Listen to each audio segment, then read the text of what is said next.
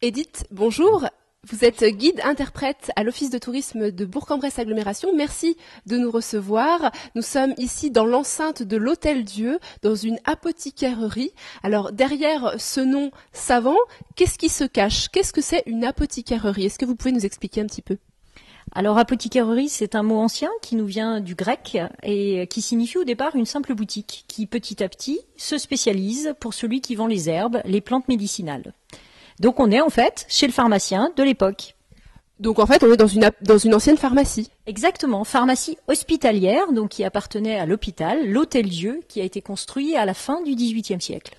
Et je crois que cette apothicairerie présente 3 salles successives en enfilade, dont un laboratoire. Alors, qu'est-ce qu'on pouvait bien faire dans un laboratoire à l'époque?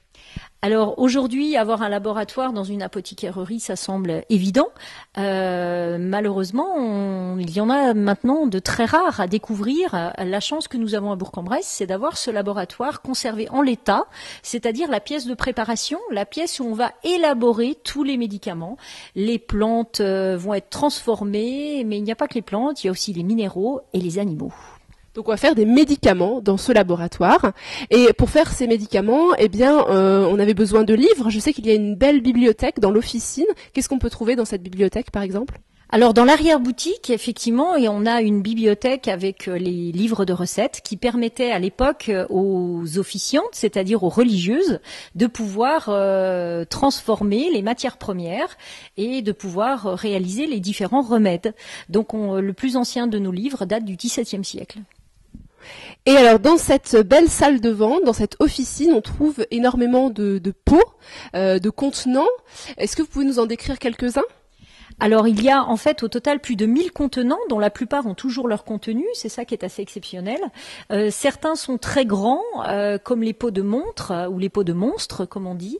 Alors, monstre, ça vient de monstrare en latin, qui veut dire montrer. Ce sont des pots qui étaient là pour bien vous préciser que vous étiez dans une apothicairerie.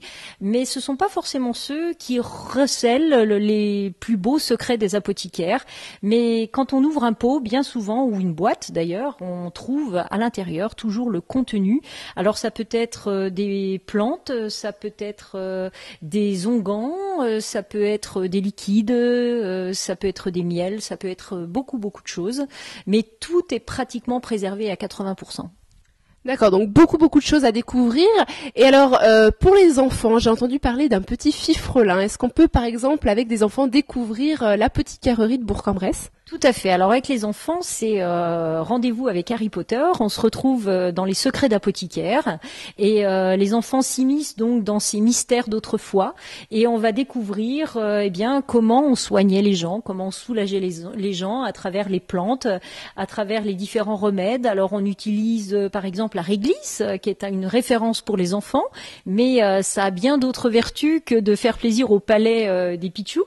Et puis voilà, on a du citron, on a des oranges, on a... Ah, ça c'est plus pour les grands, on a aussi de l'opium. Merci Edith Mouton. Eh bien écoutez, moi je crois que je vais prendre une petite pilule en attendant.